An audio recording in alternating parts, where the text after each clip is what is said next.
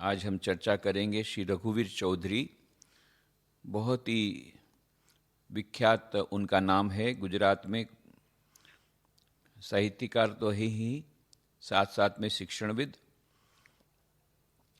Novelist, poet, critic, columnist, सब कुछ।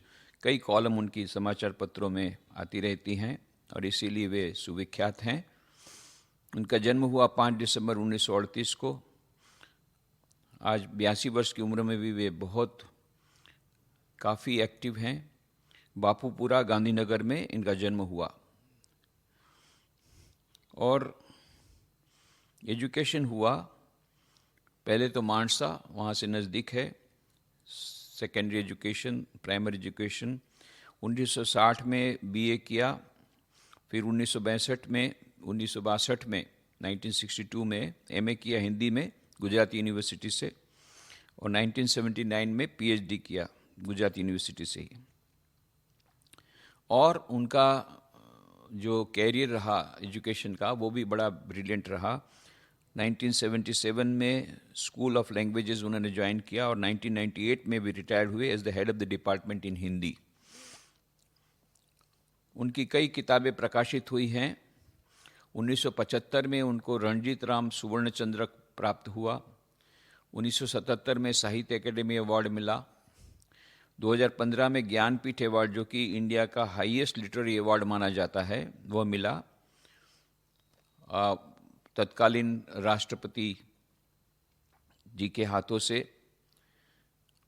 और 2019 में उन्हें डीलिट की उपाधि मिली गुजरात यूनिवर्सिटी से।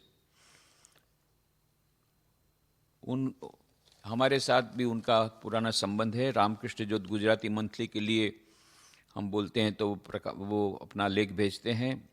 आनंद शंकर ध्रुव की एक पुस्तिका हिंदू धर्मनी बाड़पोथी, इस विषय पर उन्होंने बहुत सुंदर एक लेख भेजा था।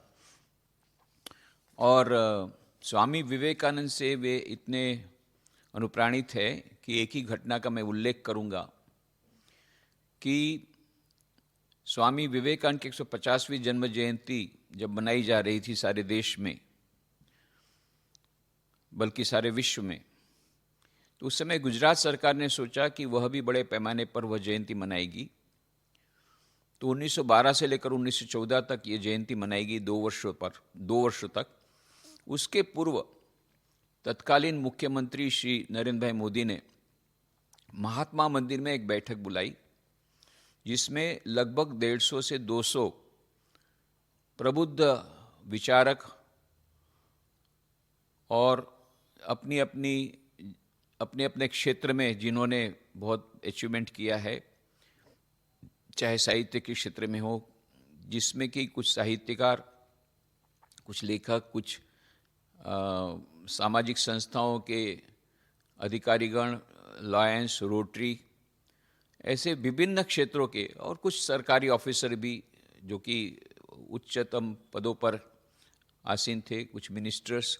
ऐसा करके वह एक प्रबुद्ध, एक 2-2.5 घंटे का ब्रेनस्टॉर्मिंग सेशन था, जिसमें उन्होंने कहा था सभी को 2-2, 3-3 मिनट में अपना वक्तव्य रखने के लिए कि आप बताइए कि किस प्रकार से स्वामी विवेकानंद की 150वीं जयंती मनाई जाए। तो बहुत अच्छे अच्छे सुझाव आए थे। तो रघुवीर चौधरी जी ने उठकर कहा कि रामकृष्ण मिशन की इतनी सारी शाखाएं देश विदेश में, और अहमदाबाद, गांधीनगर, ये गुजरात का जो कैपिटल है, वहाँ पर ही उसकी शाखा नहीं है, ये ठीक नहीं है। गुजरात सरकार को पहल लेनी चाहिए। कितनी सारी ज़मीन उधर पड़ी हुई है, सब ज़मीनों का नाम भी उन्होंने कहा। उसमें से कुछ भी एक प्लॉट दे करके उनको इनिशिएटिव लेना चाहिए गुजरात सरकार को, रामकृष्ण मिशन का सेंटर यहाँ खोलने के लिए। तो हमारे साथ तो उनकी कोई बात हो ही नहीं थी।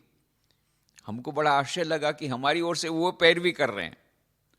तो हमको तो कुछ करना ही था, हमको सेकंड ही करना था कि हाँ, यदि गुजरात सरकार ये देती है इस प्रकार से ज़मीन, तो हम रामकृष्ण मिशन का ऑफिस सेंटर खोलेंगे। हम तो कब से लगे हुए हैं सरकार के पीछे कि हमको छोटा सा प्लॉट दो तो हम कुछ आश्रम बनाएंगे।